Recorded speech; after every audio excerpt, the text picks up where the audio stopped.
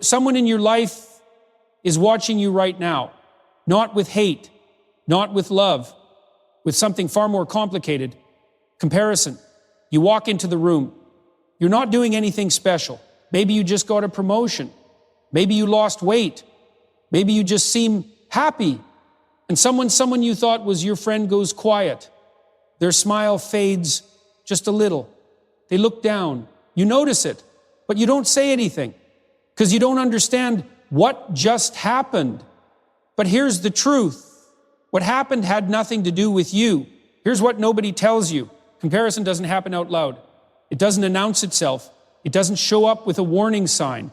It creeps in silently in the middle of the night.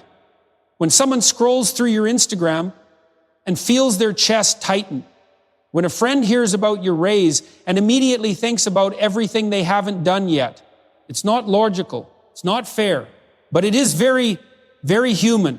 And the terrifying part, you might not even know it's happening because they're smiling at your face while measuring their life against yours in their head. Here's the psychology behind it. And it gets worse before it gets better. You have some sense of what? TTR, psychologists call it social comparison theory. We are biologically wired to measure ourselves against the people closest to us. Not celebrities, not strangers. The people we see every day. Your neighbor, your coworker, your cousin, your old college roommate. Because here's what your brain does. It picks the people it believes are in your league.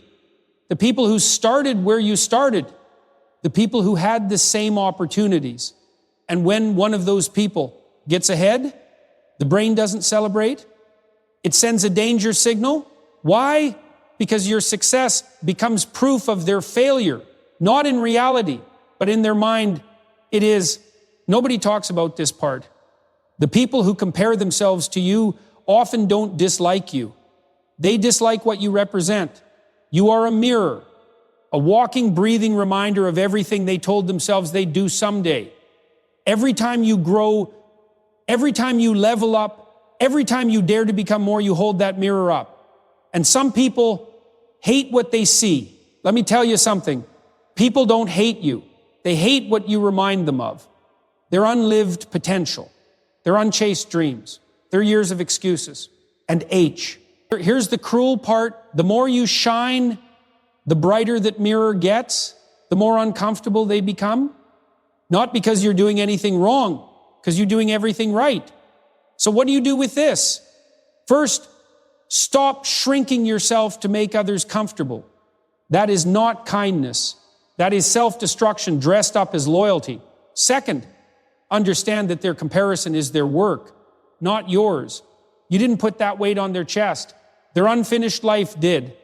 Third, and this is the one that changes everything, recognize that you are being compared to because you are worth comparing to. Nobody measures themselves against someone they don't see as significant. Think about that. The quiet ones, the cold ones, the ones who pull away the moment you succeed, they're not your enemies.